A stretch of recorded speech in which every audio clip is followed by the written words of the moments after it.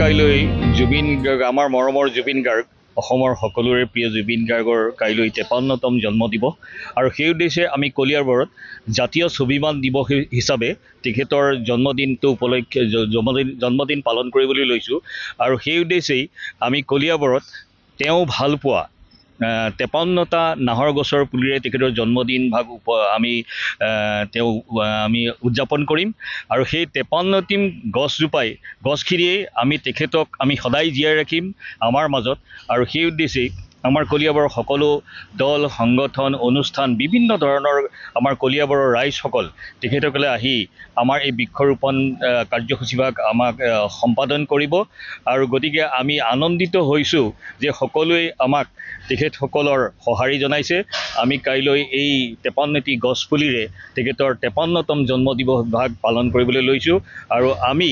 আমাৰ গকুল বৰুৱা আৰু খগেন বৰা আছে তেখেতসকলো আমাৰ লগত সহযোগী হিচাপে কাম কৰি আছে গতিকে আমি ভাবোঁ আপোনালোকেও সহযোগ কৰিব আমি আমাৰ মৰমৰ জুবিন গাৰ্গক আমাৰ মাজত জীয়াই ৰাখিবলৈ এই বৃক্ষৰোপণ তেখেতে ভাল পোৱা নাহৰ গছৰেই আমি তেখেতৰ জন্মদিন ভাগ পালন কৰিবলৈ লৈছোঁ এয়াই আমাৰ বক্তব্য আৰু আমি ভাবোঁ জুবিন গাৰ্গ সদায় আমাৰ মাজত অমৰ হৈ ৰওক ধন্যবাদ। কলিয়াবৰৰ ১২২টা সামাজিক জাতীয় সংগঠন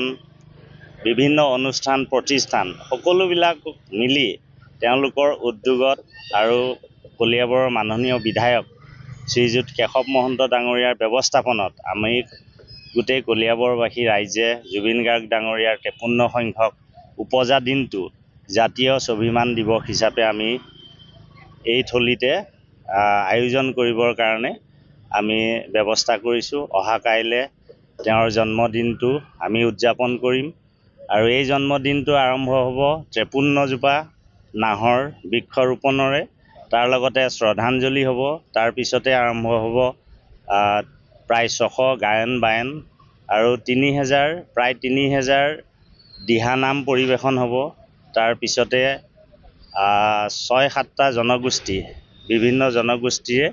মায়াবিনী গীতটো অসমীয়া ভাষাৰ লগতে বাকী সকলোৱে মিলি ১০,০০০ লোকে প্ৰায় আমি পৰিৱেশন কৰিম এই অনুষ্ঠানত।